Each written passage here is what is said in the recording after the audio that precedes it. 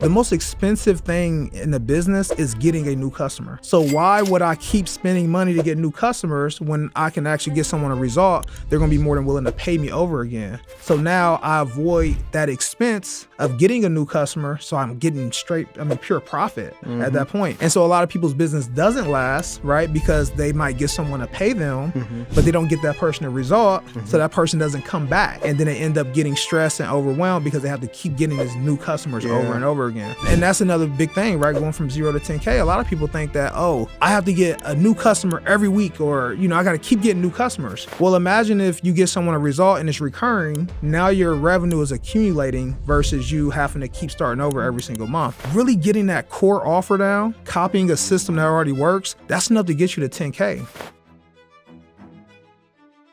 Hey business owners, what if I helped you get access to $50,000 in business funding for $1 a day?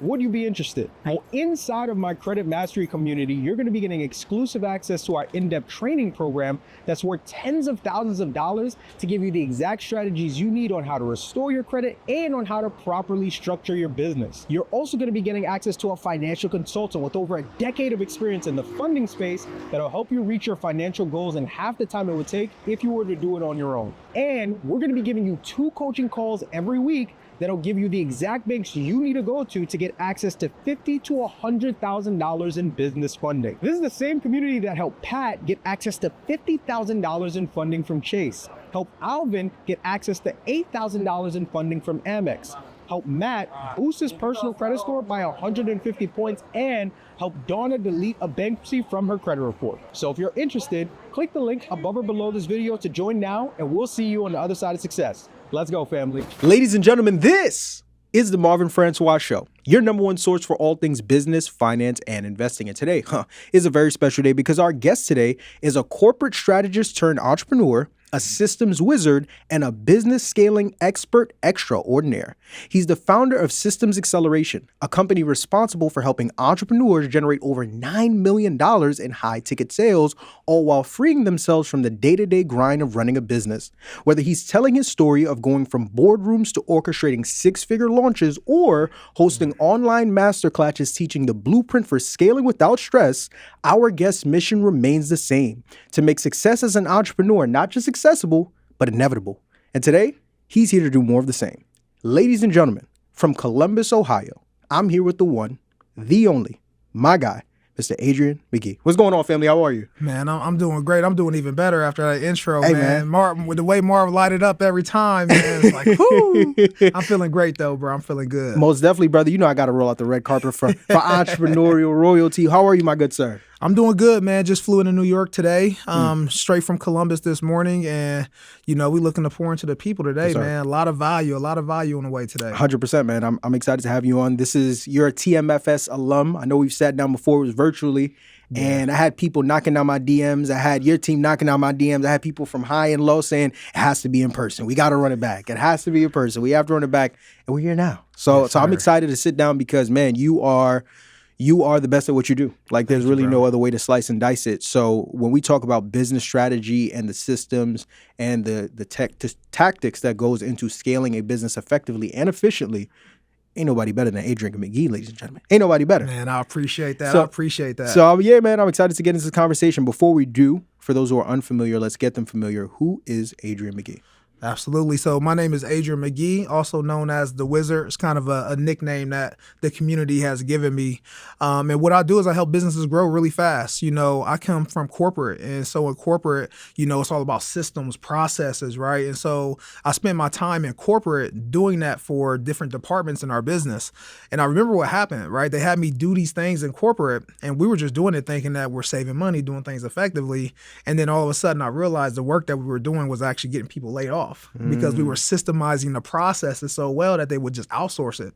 And so I didn't really find too much passion in that. I felt like it was contradicting what I wanted to do, my true purpose. And so what I did was during COVID, a lot of people were starting their businesses. So I said, man, these people are running their business all wrong. And I basically took the same thing from corporate, man, the same exact thing, and just applied it to business owners.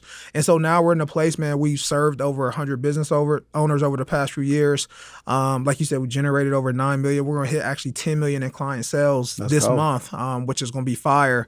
And man, I just love the amount of freedom that we've been able to help a lot of entrepreneurs get. And that's what I'm really passionate about, is really helping people. How can they build that dream life that they first have to define what that is, and then how can they build the business to support that? That's good. Now let's unpack that a little bit. I want to go back to that 2020, 2021 time of your life, right? If I'm not mistaken, at that point, like you said, you're still making that transition out of corporate. You're a manager at a company called NiSource? Yep. NiSource. So you're about 6 to 7 years removed for college, 6 to 7 years into corporate America. Dive a little bit deeper. What did life for you look like at that point? Yeah, that's so crazy, man, because when I was working my 9 to 5, I was actually doing what I loved, right? Like I went to school for it. I literally planned to do everything that I was doing in corporate. And, you know, at that time, I felt like I was living a great life at the time, right? I was making a 6-figure salary back then. I had got my master's in business. The company paid for it, right? So I was doing all these great things. I bought a house, you know, pretty young. So I'm like, oh, things are great. But then, man, I'll tell you what changed for me was when I experienced getting paid based on my value and not my time. And that opened the door for me. I realized, I'm like, this is how rich people get rich. Like, this is how the wealthy make money. And it just opened my eyes up to that at the time. And that's when I realized, like, okay, it's way more out there for me. And then on top of that, the impact I can create as well. Like I said, the work I was doing in corporate was getting people fired. You know what I mean? Like, it was getting people like let go. And I didn't feel right about that. And then I was like, okay, now we can take those same things and do it for business owners. And now it's like, they're getting more freedom. Now they're hiring more people, right? Think about that. Like, most small business owners don't hire people. Yeah. And so now, like, the work that I'm doing is getting people hired. And that's what really, really got me there. But it was tough to leave my 9 to 5. I'm not going to act like it was just an easy transition. Like, I was scared, man. I was so scared. Like, I was so scared. I was nervous. But then you just take that leap. And once you take that leap, you never look back. I want to dive a little bit more into that, because what's funny is every time I sit down and speak with an entrepreneur who talks about that transition from the 9 to 5 life to the entrepreneur life, for me up until this point, most of the business owners I've spoke with, when they were working their 9 to 5, they weren't working a 9 to 5 where they're making like 30, 40, $50,000 a year. All of them, like you, were making 6 figures. Like, things were set, bills were getting taken care of. Life was solid. And they just got to a point where just like, there has to be more. Like, there has to be something else. A lot of people get to that point and then talk about leaving, but very few actually do it. What do you think was the hardest part for you to actually walk away from a safe job, right? A surefire thing? Man, I think it was just the belief system, right? I think that we have to realize that what's the worst thing that can happen. And I think most of the time when we think about the worst thing that can happen, we literally think of like the worst case scenario. And it's not even true in most cases. So I'll give you an example. If I left my 9 to 5 and things did not work out, the worst that's going to happen is that I'm just going to get another 9 to 5, right? Like, I'll just get another job. Facts. And I think that, like, we think of things like, oh, what if I lose my house? What if I lose my car? What if the person that I'm with leaves me because I'm not successful anymore? Like, we put these worst case scenarios out there. And I think it's just because as humans, right, we just gravitate towards negativity. So it's natural. And so I think that was the biggest thing, was overcoming that belief that it's like, yo, if this doesn't work out, life is still good. Right. And then if I go apply for another job, it's not like they're going to be like, oh, you left and started your own business, we don't want you anymore. They're going to say, oh, you started a business and you were doing this and you just realized, you know, it wasn't really what you liked. You probably built a lot of skill sets while building that business that you can bring back to corporate. I always tell people, if I go back to corporate now, bro, they have to pay me at least $250,000 a year. Like, I'm easily going to be able to get a $250,000 salary now because of the experience I got from business.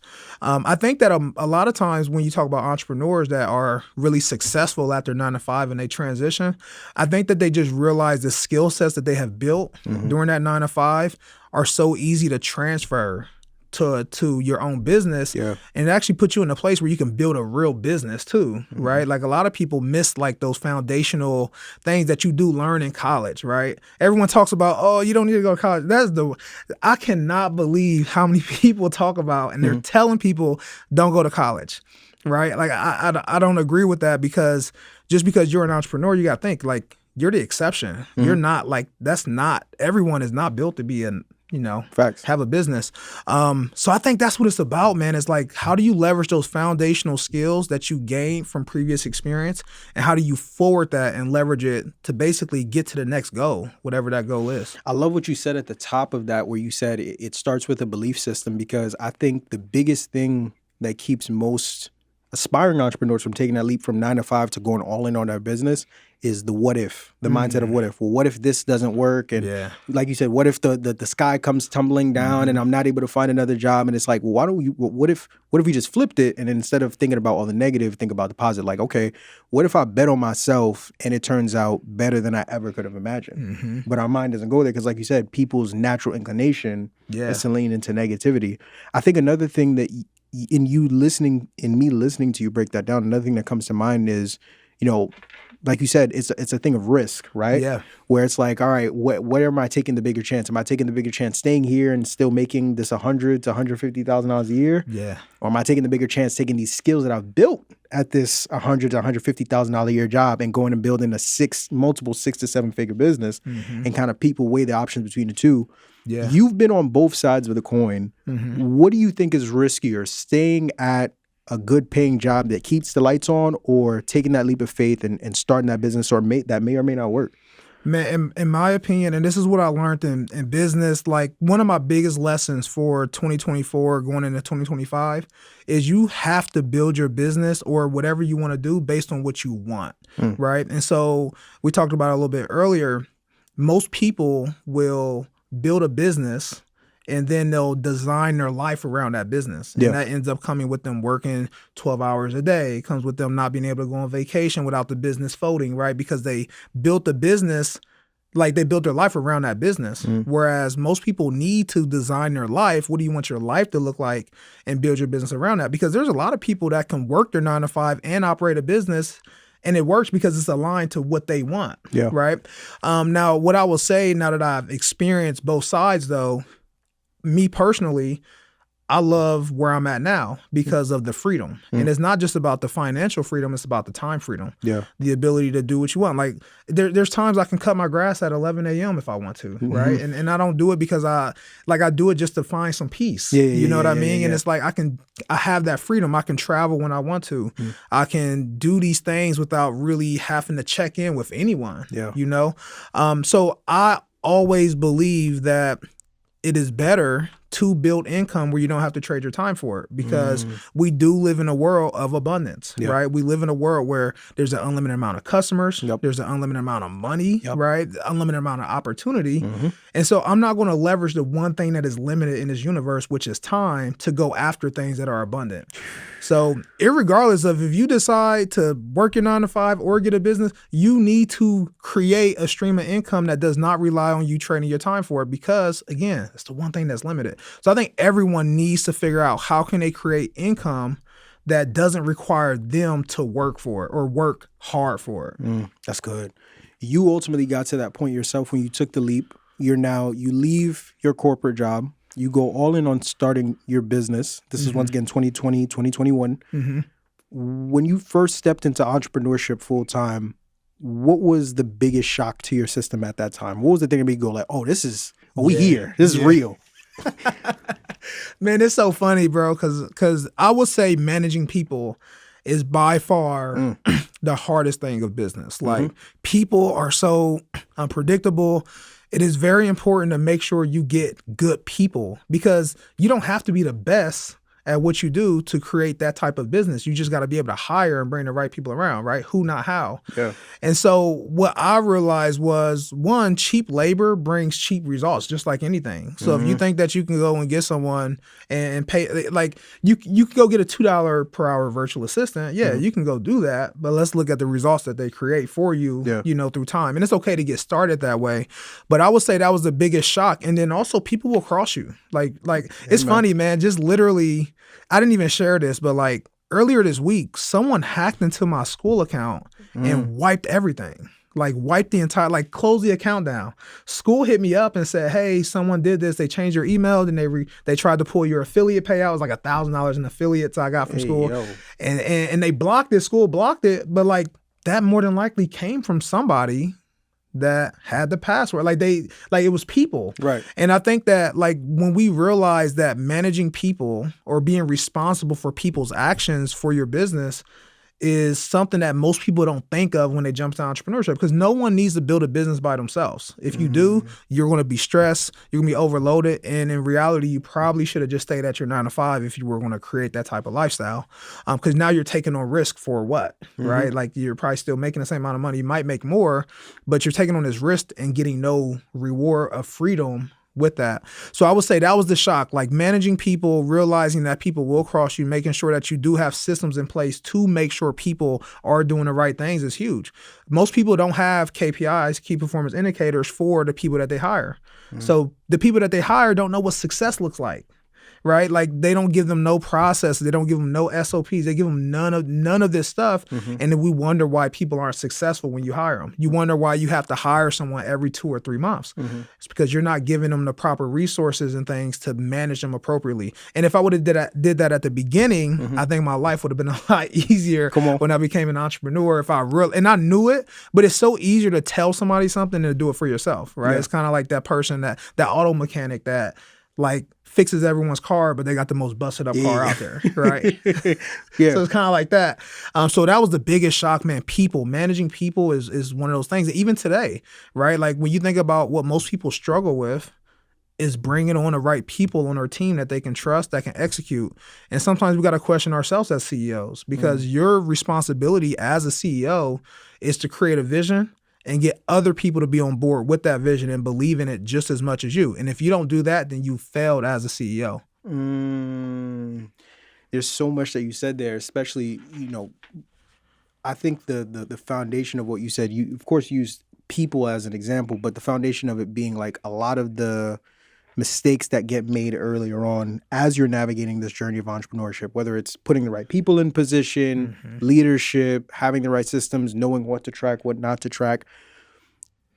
Having you here is so important for me because, like I said, I know a lot of aspiring entrepreneurs watch the show. I know a lot of individuals who are kind of like one foot in the 9 to 5 side of things, one foot like, all right, I want to go all in on business, but they just don't know how. Or they're trying to, but they keep bumping their head along the way. You've helped so many other businesses go from $0 to $100,000 a month. I want to be able to do that here in this sit down, if that's all right with you. Yeah, absolutely. What I want to do is essentially create a roadmap for individuals to where the way you bumped your head and the way your clients were bumping their head before they met you, they don't have to do that by the end of this episode, where we can show people step by step how they can go from doing, you have nothing in your bank account right now. So you're in a position now where you're like, okay, I have the framework from top to bottom on how to get my business to $100,000 a month. Can we do that? Absolutely. Absolutely. I want to start it off. I think we could break it up into like 3 quadrants, because for me it goes 0 to 10K and then 10K to 50K and then 50K to 100K. I feel like those are kind of the 3 quadrants we could break it up into. Let's start off with the individual that's at 0. Like I'm talking about, they have nothing, right? Like you're at a place now where you still have your 9 to 5. You want to start the business. You're not really sure what kind of business to start, what you should be selling, where you find people to sell to. Like you have nothing but $1 and a dream. If I'm starting from ground zero, trying to start a business that I can get to at least 10K a month, so just so I can walk away from this 9 to 5, what's that first step that I need to take? Yeah, that's a great question, bro. Great question. So the first thing that we have to realize is that like no business is like brand new, right? And I say that in terms of there's no need to reinvent a wheel that's already been made. So a lot of people will come in and say, oh, I got to figure this out. I got to be Albert Einstein. I got to be the smartest person. When in reality, all you got to do is copy a blueprint that's already been done before. And that's why it gets me when people say things like, oh, this business isn't scalable. Like, what does that even mean, right? How's the business not scalable? And there's 9-figure companies out there that are literally doing that. Just say you can't figure it out and ask yourself the question, how do I get over that point to where it's not scalable? So I think one of the biggest things is it's okay to copy, right? It's okay to copy a business that already works and literally do that. Now, I believe that one of the best ways to get started is by leveraging your current skill sets, right? Like most people don't realize that they are so gifted because it's restricted to their 9 to 5. They don't realize that they have this amazing skill set, this amazing gift that people will pay a lot of money for if you figure out how to package it the right way. So I always say start off with your current skill sets, leverage that, and then use that to go get your first few customers. Now, what most people don't realize is that it is okay to start off doing work either for free or getting paid after you get someone a result. Because getting social proof is one of the best things you can do to go from 0 to 10K per month. And I'll tell you why. Most people think that I got to get social proof because I need to basically get other people to trust me, right? That's what most people say. Oh, now I can go to this person and say, I did this for them. I can do it for you as well. Well, a lot of people don't realize that once you get someone else a result and you are confident in that result, what you're actually transforming is your own belief that you can actually get that done. And people feel that. People know when you know you can get something done. And so I always say, like when you first start off, one, copy a business model that already works. Don't try to duplicate. Don't try to reinvent the wheel. Don't try to reinvent the wheel. But then number two is your first few customers, it is okay to either do it for free or say, hey, pay me after I get you a result. Because once you get those first few people a result, your confidence level shoots up so high. You're going to talk different. You're going to move different, right? Like you come in with that, what do the young people say, aura? You come with that aura now, right? I can say that now. I'm 32, so I can talk about the young people. But so I would say it's really important to get people results at first. Now, the other thing that we have to realize is that we have to figure out a business model where we can provide a service or a product to somebody and it doesn't require too much of our time because time is limited. And if you're working your 9 to 5, there's no way you can pour 8 hours a day into your business and 9 hours a day at your 9 to 5. Like it's impossible to do. So we got to make sure it's a business model where we can do a few hours per day and that can get us paid thousands of dollars. That's why I like going in high ticket first, right? I think high ticket is always the best one because you get that hands-on support and you can make sure people get a result. Now, another mistake that I see from a lot of people that go from 0 to 10K is that what they will try to do is they'll try to jump off and immediately become a coach, right? They'll try to coach, they'll try to sell digital products, they'll try to do these things, which can work. But the reason that we see a lot of people that started a business back in 2021, they're not around today, is because a business is not built from getting new customers every single time you get paid. It's about getting a customer result good enough to where they keep coming back and spending more money. Say that again. So That's good. I'm gonna repeat it. So most businesses fail because they focus on getting new customers over and over again, and they don't build a business that feeds itself. The most expensive thing in a business is getting a new customer. So why would I keep spending money to get new customers when I can actually get someone a result? They're going to be more than willing to pay me over again. So now I avoid that expense of getting a new customer, so I'm getting pure profit at that point. And so a lot of people's business doesn't last, right? Because they might get someone to pay them, but they don't get that person a result, so that person doesn't come back. And then they end up getting stressed and overwhelmed because they have to keep getting these new customers over and over again. And that's another big thing, right? Going from 0 to 10K, a lot of people think that, I have to get a new customer every week, or, I got to keep getting new customers. Well, imagine if you get someone a result and it's recurring, now your revenue is accumulating versus you having to keep starting over every single month. So that's something that's really, really big. But really getting that core offer down, copying a system that already works, that's enough to get you to 10K. It's not hard to get. 10K is like the grind. I think you do have to grind a little bit to get to that 10K. Then what I would say in that next phase, right, that's when you really start having to systemize because you're going to feel that. You make your first 10K in a month, you're like, this is dope. This stripe is hitting. I see it. When they're like, oh, I got work to do now. Yeah. And then a lot of people end up not being able to get customers again because they're like, I got to figure this out. I got to figure this fulfillment out. Yeah. So it's really important to get people results. Like your first few customers, you got to get them results. It's the only way it's going to work. Woo. All right. We haven't even gotten to we just that. get started. Let's pick that apart. Let's pick that apart, Adrian. You just said a lot. Hold on. Let's start off first. I want to work backwards because one of the key things that you said there was it's more expensive to get a new customer than it is to get more money from the customer that you already have. Mm-hmm. Can you give it a live example, or whether it's from a client of yours, or like break that down? Give an example of what that would look like in an actual business. Yeah. So the metric that we look at is called cost per acquisition, right? How much does it cost you to get a new customer? So it could be affiliates, it could be paying for ads, it could be, whatever these things are. And so let's say, I'll make it simple. Let's say a barber, right? A barber. There you go. And so sometimes a barber, right? Like they will give a discount on the first time they provide a service. Like, come try me out, whatever. So you're losing money on that initial intake. But you and I know that, like, we don't switch our barbers, right? We got to keep the same barber over and over. Yeah, for life. For life. So if you know that, as a barber, you should be okay with going into the negative, right, to get a customer, because you know that person is going to come to you over and over and over again. Yeah. I'll give you another example. Let's think of ad services, right? Like that's something that we used to do. We don't do that. We more so coach people on ads now.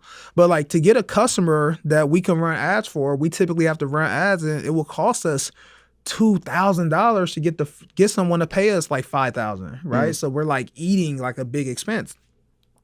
We could not grow and scale our business if we had to only rely on that person coming, paying us one time and never again. That person needs to pay us month over month over month again, and we only spent $2,000 to acquire them one time. Yeah. Imagine if I got to spend $2,000 to acquire every new customer we work with, and we're only getting $5,000. Then you include my expenses, the team, and all of that. I'm making pennies every time. Yeah. Whereas now it's like, okay, I paid this $2,000 one time, I eat that expense. But now it's like just huge profit margins month over month because of that. And I'm telling you, man, like when I look at all these businesses that started, like getting customers today is a lot harder than it was 4 years ago. I mean, it was so easy to start a business, especially, coaches and coaching programs, digital products and all that. It was so easy to sell 3 or 4 years ago. In today's time, you got to put a little work in. You're not just getting on a sales call with somebody and you closing them on 5, 10K deals the way you used to. Man, like I wish I would have took advantage of 2020, 2021 way more than I did. The pandemicpreneurs. Hey, man.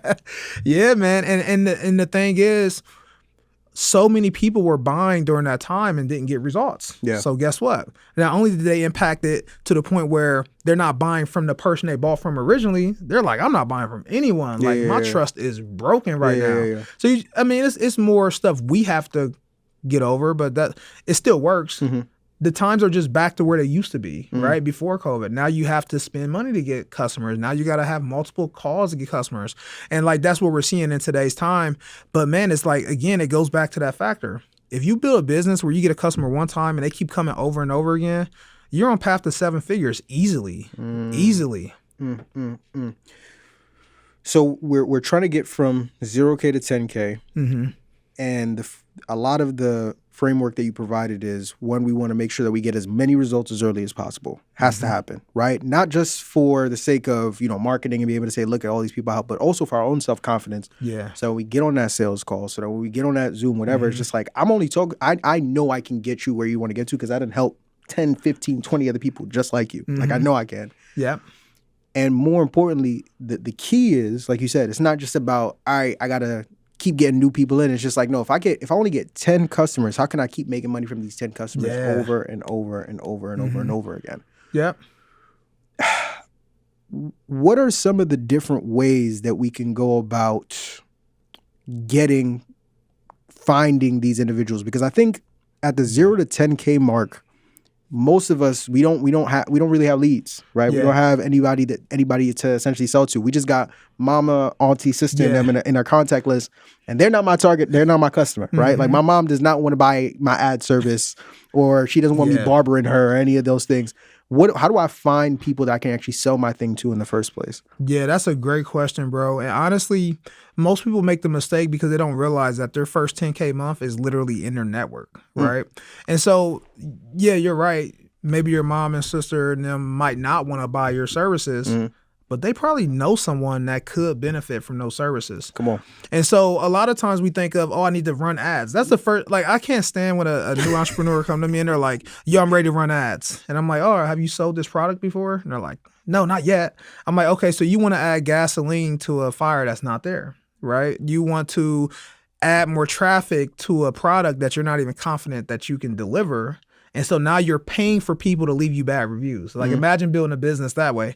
And what I tell people, like you literally can go in your contacts and find 10 people and text them and just simply say, hey, I'm now offering this service. Do you know anyone that could benefit from this? I'll give you a commission for it. I'll pay you an affiliate for it. Because we got to realize, we got to take advantage of the fact people like helping people. Like people love feeling as though they did something good for someone, right? So let's say I find someone that needs some credit. They need their credit repair. And I'm like, yo, I can help you. Let me send you tomorrow. And then I send them to you. You get them a result. I'm a good person now. Like they respect me. They're happy. And I feel good about that internally. I think we have to take advantage of that when it comes to starting our businesses. So I always tell people your initial, like your first 10,000 is in your phone or it's just on, so like just make a post. Like I can't tell you how many people we built systems for, like literally built the funnel, built all of this, right? Everything. They're ready to go. And they're like, okay, what do I do next? Go promote market it. Yeah, go market your stuff. business. Yeah. Now. Like, what are we doing? Yeah. And so a lot of times we think of these other, like we think of paid ads. Like that's the main thing people think of. Like I need to pay for ads. No, leverage your contacts and then leverage the contacts of your contacts. And you won't have to do much because if you offer people an opportunity to make an extra $100, $200, $500 just from connecting people, they're going to do it all day. What do you think life insurance companies do, right? What do we think of Legal Shield, right? Everyone like sells Legal Shield now, or they do like these MLM structures, right? It's the same philosophy. It's leveraging your network and getting those first few people. And I think if people realize that they can make their first 6 figures just from texting people in their phone on their current contact list, we'll get a lot more people who aren't afraid to start a business and actually start making money. We get the offer, we get the marketing down. Now we have people that we're able to sell to. We're busting our tail. We're trying to get out this 9 to 5. I don't want to work here anymore. I want to go all in on this business. We look up, the dust is settled. All right, God is good. I'm at 10K a month. Yeah. Right? We're not at 100K yet. We 10% of the way there, but we at 10K a month. Let's say now somebody gets to 10K and they're like, all right, cool. Phase 1 complete. Now I'm trying to go from 10K to 50K. So I can at least get halfway to this 100K mark. Yeah. If you're at the 10K mark, you're either in a scenario where you just left your 9 to 5 or you're getting ready to leave your 9 to 5. Maybe you still have the jitters and you want to kind of, get a little bit past that 10K mark and beyond. But at least you know you have, like, this works. Like, I know this works. I'm making 10K every single month at around that. What are the steps now that I need to take to now start putting myself in position to start moving from 10K closer to 50K? Yeah, at this point, when people hit that 10K mark, more than likely you're getting to a point where you're probably still working by yourself, right? And you are starting to feel the impact of having to serve the people that are paying you now. Therefore, your time is starting to get drained. And what most people get stuck on is when they have to start serving people, they stop marketing. Right. So now they go from a place of spending their time doing revenue generating activity, right? Things in a business that's making money, to now doing things that's not making the business money. And so we get to a point now where like it gets really, really important to evaluate the activities that you are doing in your business as a CEO. The CEO's time is the most important factor of any business growing. Like that's why big corporations, the average CEO makes between $250 to $350 per hour. Like they're not going to have the CEO do things that an admin can do because then they're losing money. So when we get to that point, we have to start evaluating our time. And what we'll realize is some of the activity that we're doing, we have no business doing because it's not making money and it's not providing you energy. Those are the 2 things you have to ask yourself when it comes to delegating, right? And so am I doing this task? Does it make me money? Does it give me energy? If it does neither, it needs to go. Either you delegate it or just remove it, right? But then we have to evaluate the other tasks that we are doing, and we have to say, how can I bring someone in to take over the tedious parts of the process? And so at this point, I usually suggest for people to hire a virtual assistant because it's not expensive, right? You can get someone for $3 to $6 per hour, right? On many sites. I mean, onlinejobs.ph, we hire from the Philippines in most cases. And you can get a full-time worker to come into your business and pay them between $100 and $200 per week, right? Like when I was working my 9 to 5, the reason my business was able to grow while I was working my 9 to 5 is because I had virtual assistants working while I was working at my 9 to 5. So the business didn't skip a beat because people were working. And so when you have to get from that 10K to 50K per month mark, you got to look at your time. Now, I'm going to give away kind of a 5-step process for what you need to do to actually delegate and remove things from you no longer having to do it anymore. Yeah. And so the first step is you're doing the task, right? That's step one. So I'm doing the task. I'm responsible for it. I'm doing that. The second step is I do the task and I document it, right? So now it's like you do and document. So now at this point, I am doing something, creating what we call a standard operating procedure, which is a SOP. Some people know what it is, some people don't. Most of the time, people know that from like corporate or, at a 9 to 5. So at this point, I create this documentation on how I'm actually doing the task. Then the third step is that is when I delegate it with roles and responsibilities. All right. So now I went from doing a task, then doing a task and documenting it, then delegating it with roles and responsibilities. Now, this fourth step is what most people forget, and most people don't even realize that they have to do it, which is they do the task, which is the person you delegated it to, and you check in with them with milestones. Because one of the worst things you can do is hand something off to someone and say, hey, I'll see you in 2 days. And bring me the task when it's done. And then they bring you that task and then you're upset because it doesn't look the way you want it to. Well, you got to create checkpoints, right? You got to say, hey, once you finish this, let me check in on it. Let me see if it's good. And then the final piece is they do it and they own the process. Now, what do we mean when we say own the process? Because most people, when they think of delegation, which is super critical, at that 10K per month, you have to start delegating. And so, like, if you don't, like when you delegate it, a lot of people delegate the task. You want to know what delegation is? Talk to me. Delegating the decision-making part of that process. Because if you still have to get pulled in and make decisions about that process, you didn't hand it over. It's still taking your energy. It's still distracting you, right? A lot of people don't realize that every time you get distracted, if you're focusing on something, right? If I'm locked in on something and I get distracted, on average, it takes 25 minutes to get back on track to that full level of productivity.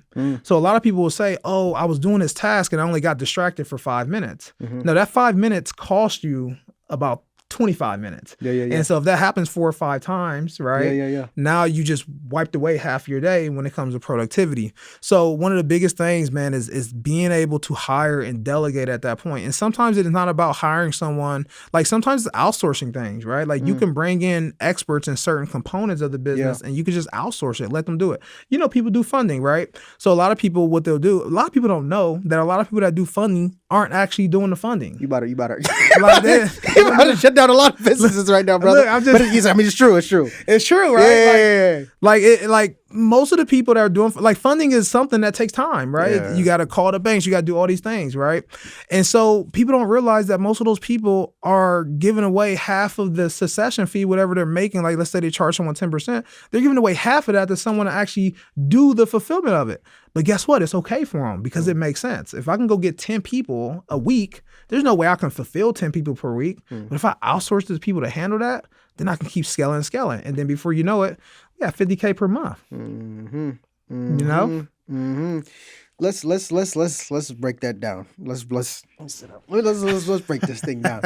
So at 10K, if we want to get to 50K, there's no way that we're getting to 50K. You're not about to hustle your way to 50K. That's essentially what you're saying. It's not happening. No, it's not. If it does, it's coming down crashing. What do you explain that? What do you mean by that? So you're going to end up getting stressed. You're going to end up burning out, and you're going to get a lot of customer complaints. No, I don't know any business. Yes, there's some business models where people can come out and charge $20,000 per customer, but you're not like no one is paying you $20,000 and not expecting you to put some work in and, Right. bring it to life. So I believe that yes, you can scale it, but can you scale it consistently? Yeah. And that's one of the things, man, this is like jumping into another topic, but something my mentor had to show me was like, this is not a race. Yeah. Like building a business is not a race. Like, At all. you know, the average company only grows by 3% a year. Come on. Like, and we expect to grow by 500% every month. We try to go from 0K to 100K in 3 days. And it's like, it don't work that way. Don't work that way. At all. Yeah. So you have to set up the proper systems and infrastructure so that way you can scale and you're not burning out. Because I'm telling you, man, like I'm not calling out no names, right? I'll never call out no names, but like I've seen people in this industry that I've worked with who have scaled their business to levels that were amazing. But then they just folded. Like they were like, yo, I can't handle this. Yeah. I'm out. I'm out the game. Yeah. I'll be back in 6 months. Hopefully.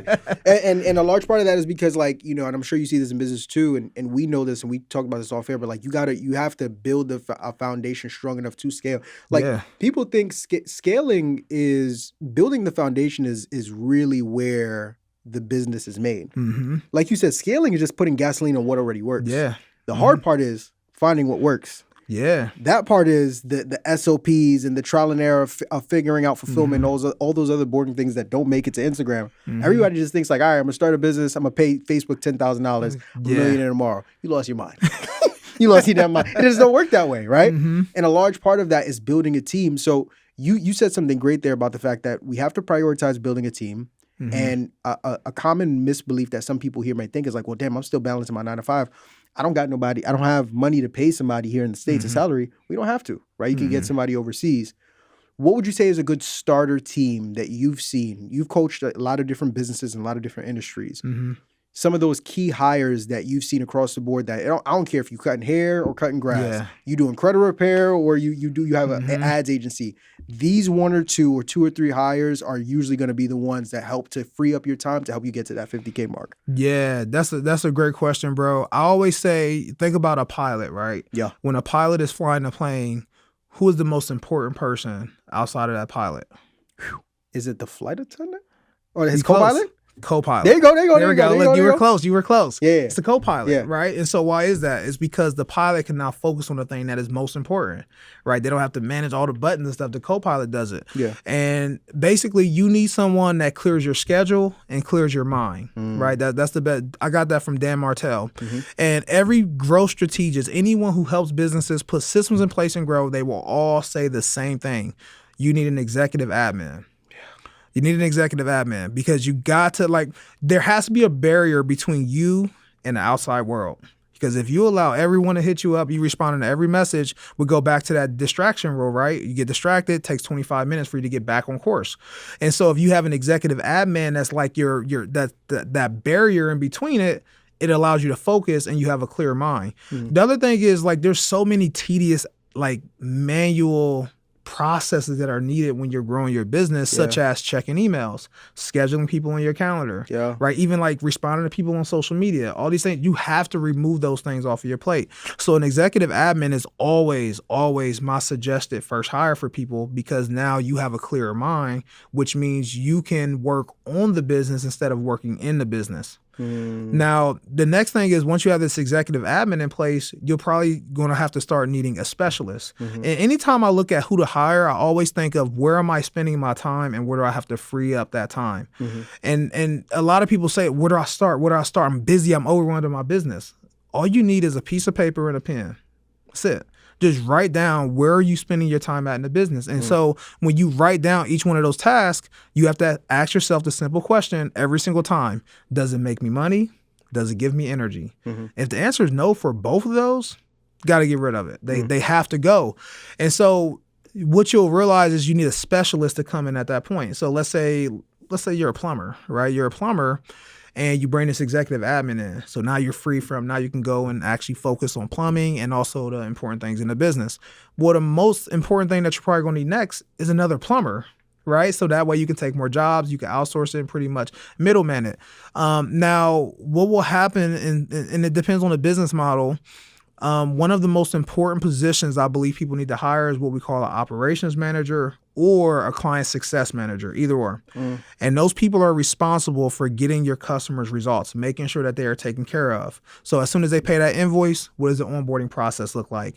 Are they calling that person, making sure they're good? They got access to everything, right? Are they making sure that the tasks are being done that's supposed to be done to provide that customer? That removes you from operations when you bring this person in-house. Like, when you hire people for your business, you should not talk to 5 people a day. Like, you shouldn't be talking to so many people over and over again. Yeah. I talk to one person. I talk to 2 people, my executive admin and my operations manager. I don't want to talk to nobody else. Like, I can't talk to anybody else. Right. And the operations manager brings your ideas to life. And again, operations manager, client success manager, both of these roles are intended to make sure that the client is being tended to. Yeah. So those are the 2 like pivotal roles, executive admin, operations manager. Sometimes you need a specialist to come in. For example, we run ads. If we run ads for someone, I might need to buy what we call a media buyer, someone that specializes in ads. So that way when I hire, when I get paid from somebody, right, this person basically fulfills the customer. So what can I focus more on now? I can focus more on marketing and sales, which is where your time needs to be spent when you're first starting off. It's the most important thing for you to do. But you also want to make sure your customers can be tended to. And then a lot of people will say, oh, like, I can't trust no one to do it as good as I'm going to do it. Yeah, they're not supposed to do it as good as you are yet. But if you put the right systems in place, they're going to be better at you because that's all they focus on. They should become better at that task than you. And then when that happens, that's when you really know, all right, we're ready to scale. Because now all I need is more of those people on my team now to be able to get there. You know, it's funny. I'll share a quick story building off on that because that was perfect. I remember when because I'm actually in the process right now of bringing in an executive media manager, which is essentially my executive assistant.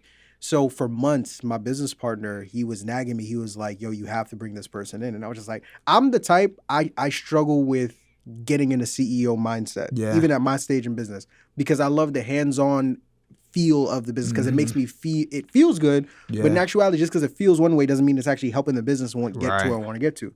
So for months, my business partner's like, yo, you got to hire, you got to make this hire. You got to make this hire. I'm just like, man, you tripping. He was like, all right, let's play a little game. He's like, what I want you to do is I want you to write down all the different responsibilities in the marketing department that you're responsible for. We're going to take time to identify how much time each one takes up. We did the math, bro.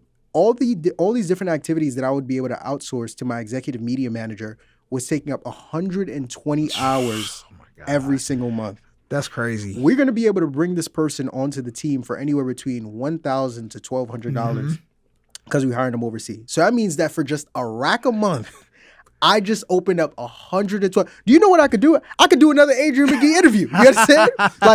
But once again, I didn't take the time to sit down and audit what I was doing on a day to day because I was in the hustle and bustle of just running the business. I realized for every month that I don't invest this $1,000 in bringing this person in, I'm costing my business 120 hours of my time that I can use to strategize and think and figure out, all right, how are we gonna go bigger next month? How can we serve our clients even better?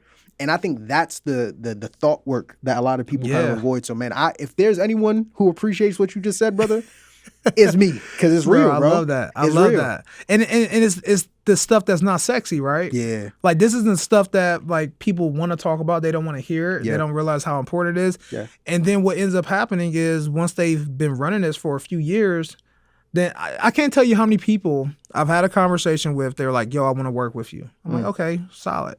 Let's make it work. And then they don't move forward. Yep. And then 2 or 3 years come down. They're like, yo, everything you said, I gotta come work. I'm like, bro, the price is triple now. You could have got in when it was. Guess what? If you try to come back again in another year, it's gonna be triple again. So it is. So let me ask you this then, right? We talked about the importance of building teams. I want to ask you this. Typically in every business, there's mainly 3 departments. You have sales, you have marketing, you have operations. Yep. Right? Sales get the people in. Well, marketing gets the people. Sales gets the people in. Yeah. Operations gives them what they're paying for. Yep. Let's say you get to hire an A player. So cream of the crop, this person's a killer. A B player, they're good, right? Not the best, but definitely not the worst. They're solid. And a C player to where it's I mean, they just here, right? Yeah. But you could only hire one of each for each of those respective departments. So you could only hire either your A players going to operations or they're going to marketing or sales, but they can't go to all three. Your B player is only going to one of the three, and your C player is only going to one of three. Yeah. Who's going where? Where are you hiring your A player? Where are you hiring your B player? And where are you hiring your C player? Man, that's powerful, and it's like that's a trick question, but it's a bit of a trick question, but. It is something where you have to evaluate, one, what you're good at doing, and two, what you like doing, right? Okay. Again, it goes back to the question, does it make me money and does it give me energy? And so if I'm really good at marketing, right, then no one's going to market your business as good as you are. Yeah. Like straight up. I don't care what agency you hire, it doesn't matter. Like no one's going to care about your results as much as you. So I firmly believe that marketing and sales should be a priority for most CEOs when they're starting off, because if you don't make money, you have no business, right? You don't have a business. So the A player, man, like I want to throw them in operations, because if I could hire somebody, like if I could hire someone and it gets me to a point where I can literally get people to pay me and I don't have to talk to that person ever again, isn't that a dream business, lightweight? I mean, when you say it like that. When you say it like that, okay, got you. You want to know what the dream business model is? I'm going to answer the question in a few. This is the dream, right? And this is coming from someone that believes heavily in paid traffic. I believe in paid ads wholeheartedly. I believe in paid ads and long form content like this. I think those two things combined is just, you can go to the moon easily. So imagine like I'm paying for ads, right? So I'm getting consistent traffic to come into my business.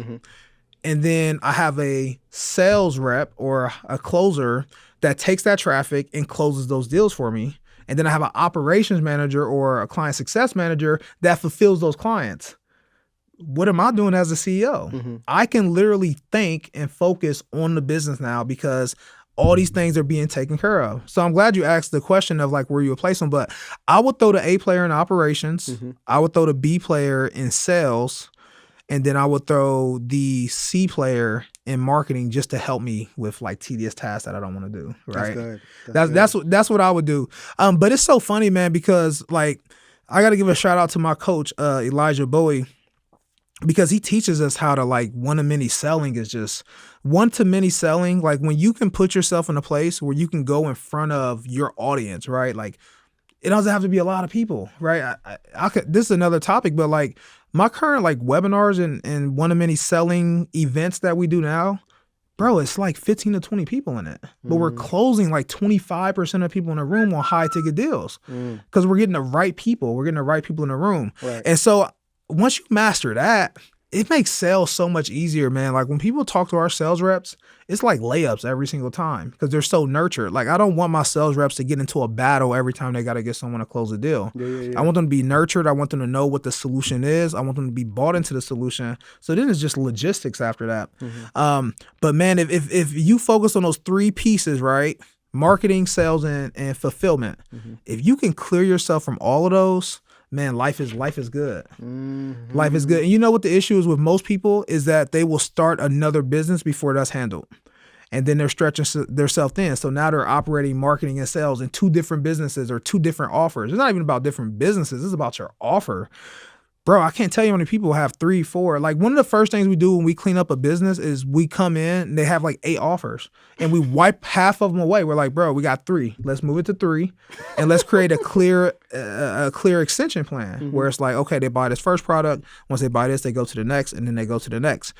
But it's so hard to scale a business when there's so many offers because your sales team is confused, your marketing, your audience is confused. Everyone's confused except for you. And deep down, you're confused too because you're trying to sell so many products.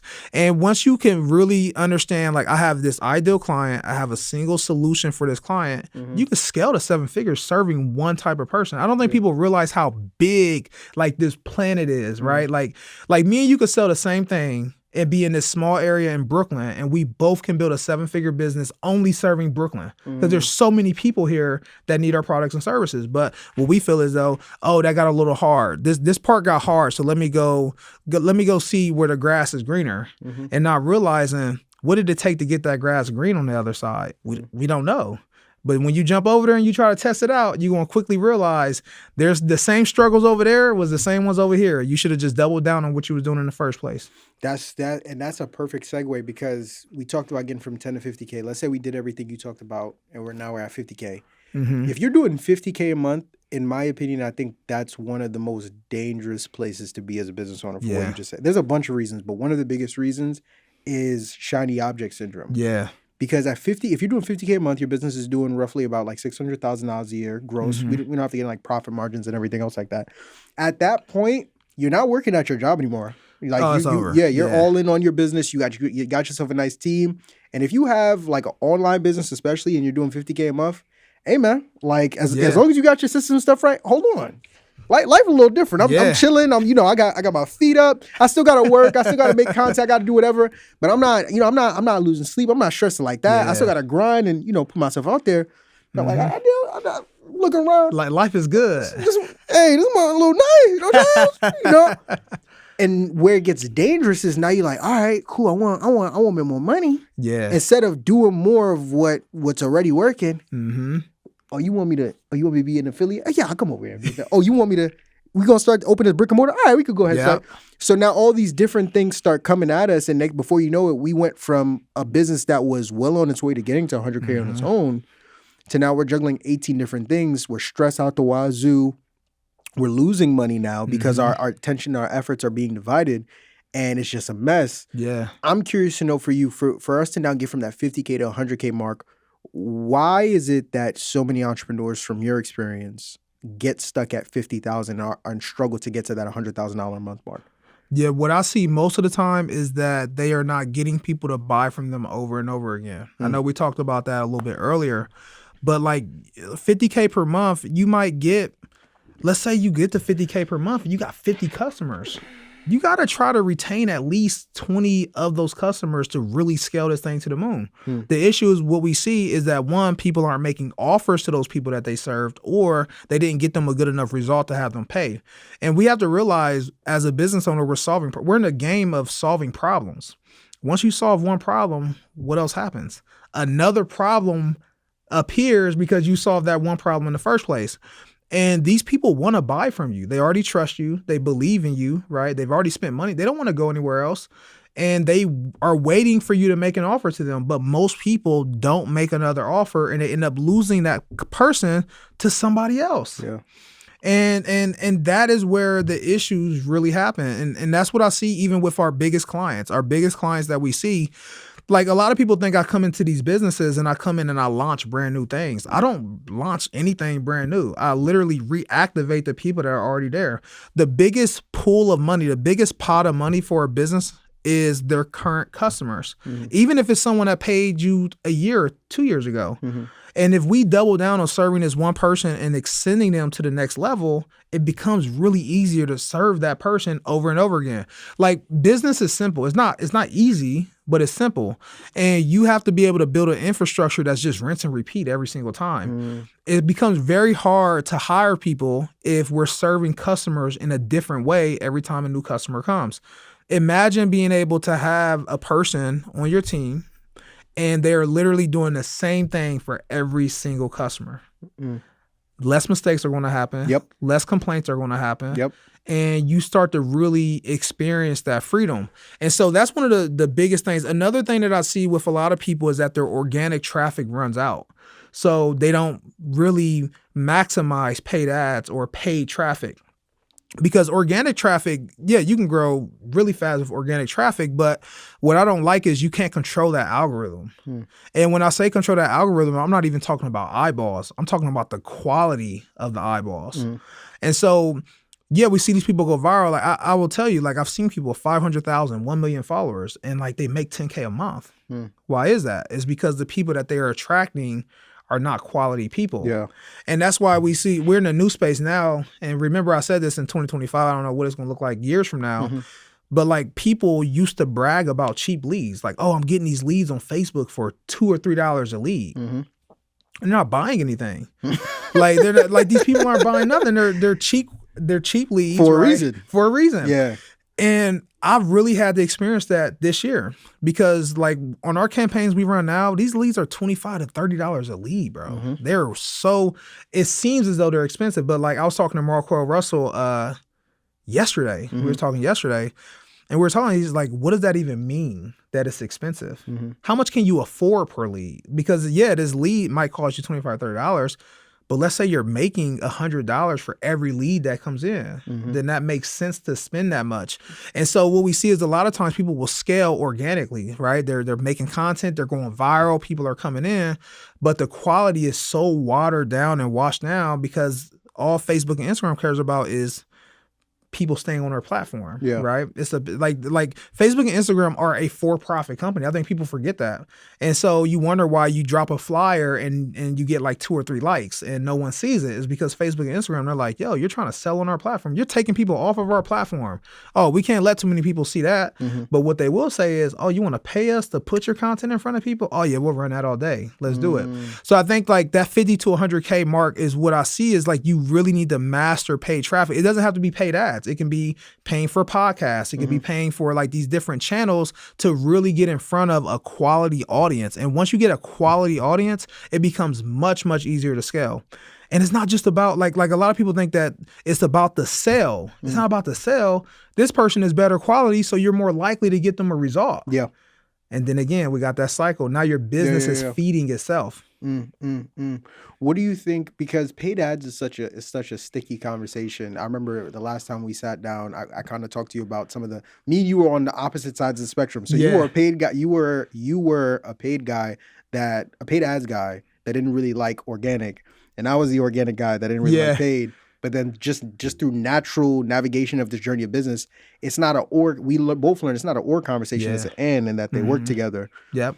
What are some of the biggest mistakes that for the people that are I'm at 50K, I'm trying to hustle. I'm not hustling bustle, but I'm trying to work my way to finally get to the 100K that you see individuals are making when it comes to paid ad efforts?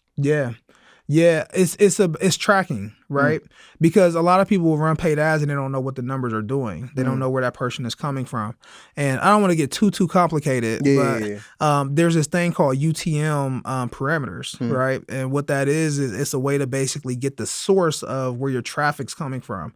So I can add these things to the back. Again, I'm not going, like anyone can look it up, but basically I can start to see, okay, these customers are paying me. Did they come from my YouTube? Did they come from paid ads? Did they come from organic? Did they come from Instagram, the link in the bio? And so a lot of people can't make strategic decisions because they don't know where their traffic is coming from. They don't know where to double down on those on those. And that's why in today's time, right, where paid ads isn't as easy as it used to be, it is very important to be able to understand your metrics, where these people are coming from, because it tells you where to double down on it.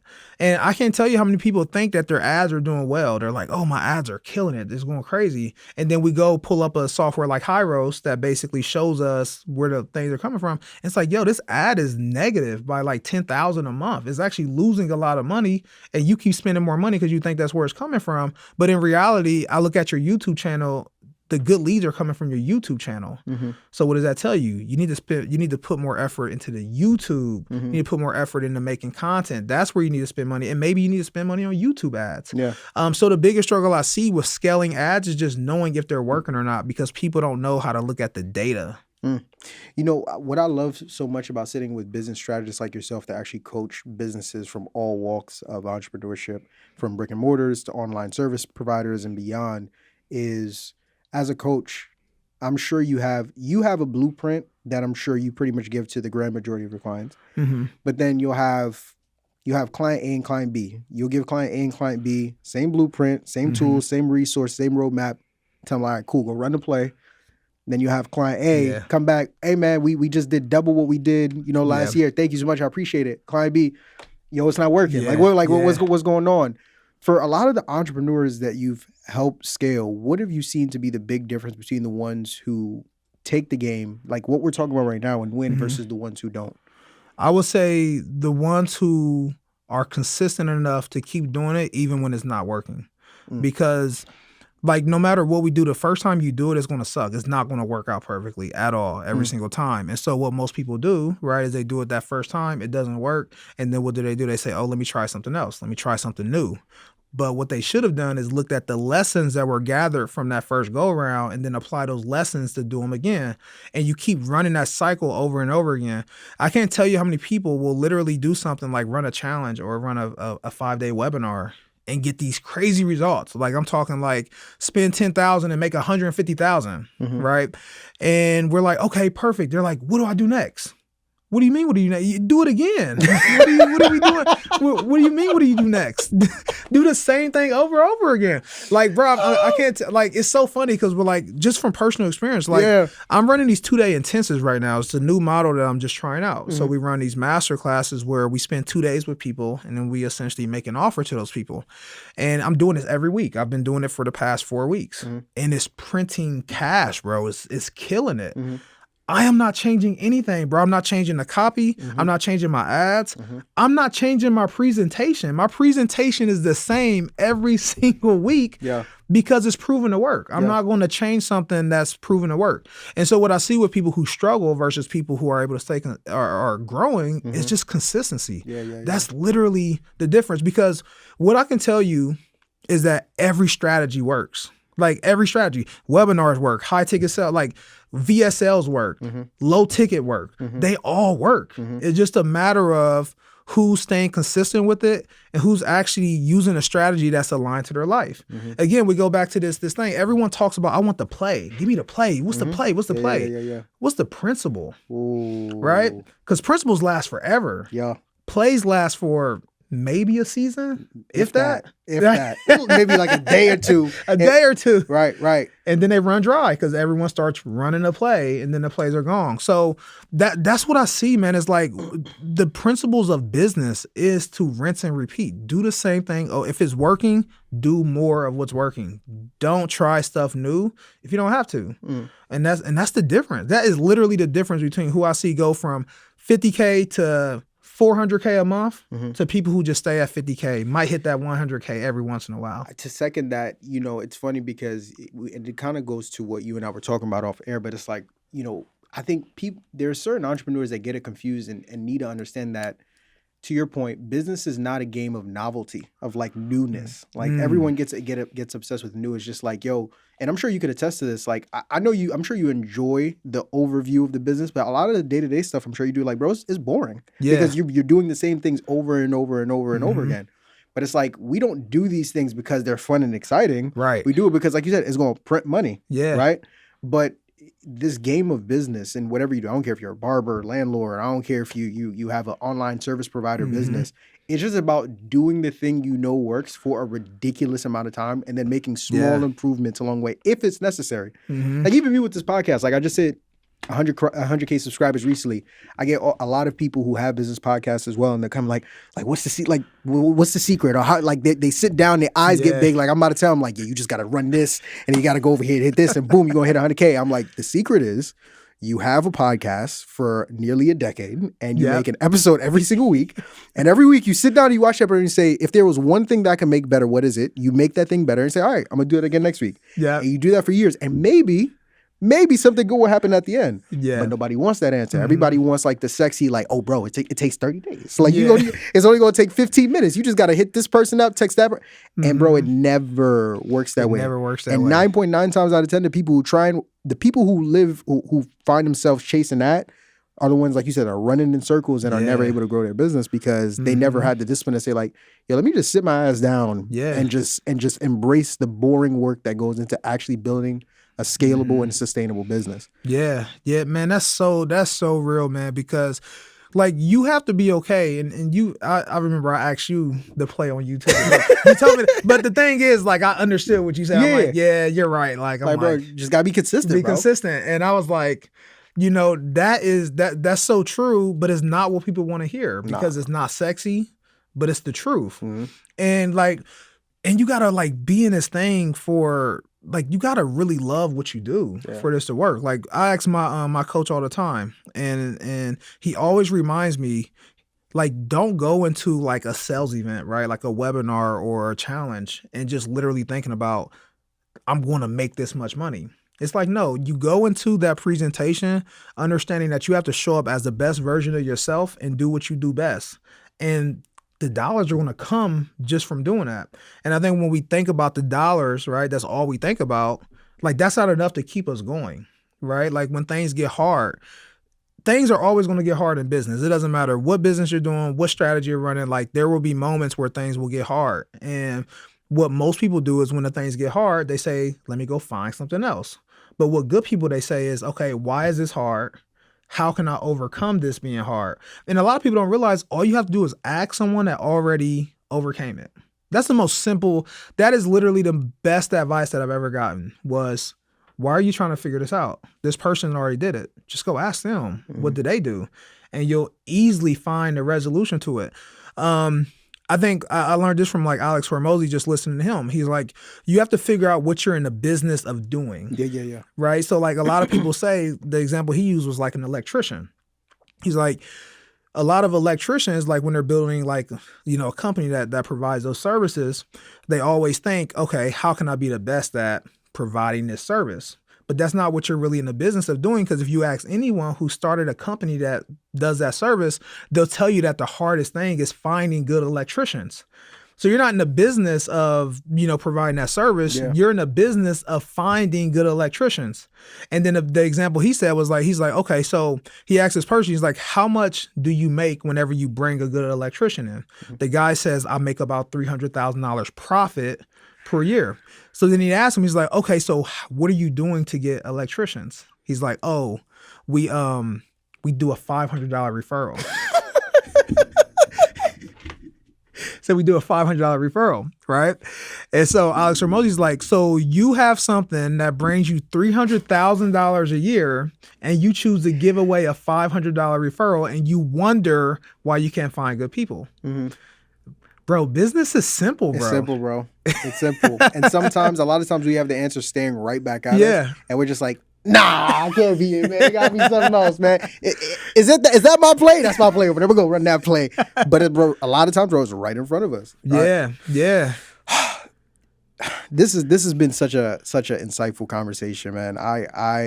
Man, you're a brilliant mind. Thank you, bro. And like I said, it's evident why you're as good at what you do because of just the insight you're able to provide and how you're able to unpack and put strategy together for people like who's watching at home. Mm-hmm. I'm curious now with the amount of success you've had. You and I talked off camera. You're still in the not hustle bustle, but you're still building your empire. Yeah. What's that North Star for you right now? What exactly are you striving for at this point? Right now, I believe in making a snowball effect, right? Like, I believe that I used to have this belief that if I impact like these certain people, it's like, okay, I'll just impact these people and that's how I'm going to live my life. But then what I realized was my true like passion is around helping people impact other people. So again, if I help a business owner grow from 6 to 7 figures, like that sounds great, right, on paper, but my true like what I get happy about is the fact that they are more than likely hiring 2 or 3 more people because of that, right? So like it's creating this big snowball effect, that impact. And so when I look at where we're going to go is we're going to build this consulting company to just be huge, man. Like we're going to, I'm not saying we're going to be like McKinsey or Ernst & Young or anything like that. That's not necessarily my goal, but I want to be able to duplicate people who can go into these businesses, implement these systems and just create more growth. And again, it just creates that huge impact. And at the end of the day, man, like I don't want to be a company that's around for 2 or 3 years, right? We talked about that. Everyone wants 100%, 500% growth, not realizing that most companies only grow 3% per year. Mm-hmm. It's because they understand that they're not in this for a short amount of time. They're in this for the long run. Mm-hmm. Like people think about restaurants, right? Like McDonald's, Subway. Like I think Subway's been around for 60 years, right? And so people will compare like, oh, my restaurant, we've been running it for 5 years. We're not in where we used to be. Look at Subway. Subway's been doing this for 60 years. Yeah.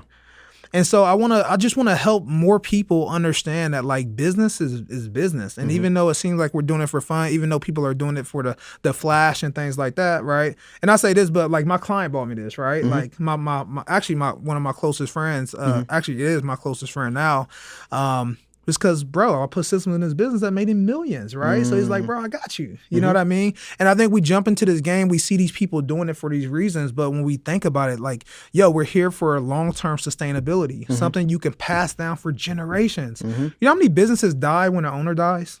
Come on. like that, and we wonder why our community is not able to inherit wealth. It's because when we do build a business that's really good, it can't go nowhere else past when the person passes away. Yeah. I think about this restaurant that's in my neighborhood. It's called H. Johnson's, right? It was like the hood spot. Okay. It was like barbecue. And I remember when the owners were getting older and they tried to pass the business down. And it just didn't work. And we see it all the time. We see people start a business, things are going really well. The owner gets a little older. They try to pass it down to kids or whoever, and then the business folds. The service goes down. Who do we really blame? We automatically blame the children. Oh, it's the children's fault. No. The business was not set up like a business. There's no SOPs. There's no framework. There's no processes. There's nothing that is helping that business pass down and last for generations. When I pass my business down to my kids, I don't want them to even be involved in the business. I just want them to own it. There's already a CEO in place. They don't have to be the CEO of the business. And so I want more people to realize that is how wealth is built. People don't realize the stock market is nothing but businesses where there's owners that are not involved in the day-to-day. They just own a piece of the business. And that's how we got to build our businesses, man. That's how we can really change the game for our communities. That's how generations can be impacted for decades, centuries down the line. It's because we're building businesses that can be passed down to our children. Adrian McGee, man, I had an amazing time sitting down with you, brother. I know we got to get you out of here. Thank you for the jewels. Thank you for the gems, the insight. I'm excited for the people to see this episode. I mean, they're watching it right now, but I'm excited for them to get this episode. Before we get you out of here, let the people know what you have going on. Of course, I know you said you have a 2-day intensive as well. Not to cut you off. I did something special for the listeners, man. I almost forgot. We were supposed to say this at the beginning. Let's do it. What were we doing? Man, so there's going to be a link that's going to be with this. It's going to be www.systemsexcel, SYSTEMSACCEL.com/Marvin. Come on. And when they come here, I'm going to give away a full toolkit that's going to be able to help people systemize and structure their business. And it's also going to get them an invite to any live classes that we have. And so if they go to that link, it's going to be, man, I'm telling you, this is something I will only sell for $500. Giving it to your people for free, man. That's free. They got to pay a quarter and they don't have to pay nothing. It's all theirs. It's all theirs. I almost forgot to say that, but I was like, oh, let me catch it before we end it. Y'all better never say I never did nothing for y'all. You better never say I never did nothing for y'all. I appreciate that, my brother. Absolutely. Thank you so much. It's the least I can do, bro. Of course, brother. And of course, let the people know where they can find you as well. Yeah, on Instagram, I actually changed my IG. I wanted to be more professional. So it's Adrian McGee _.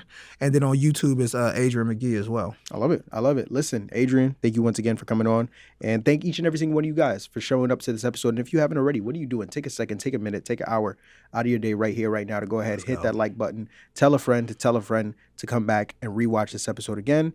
As always, ladies and gentlemen, my name is Marvin Francois. That's Adrian McGee. Y'all have been good. We've been great. This has been amazing. Thank you all, and God bless. We're out. Peace. Let's go.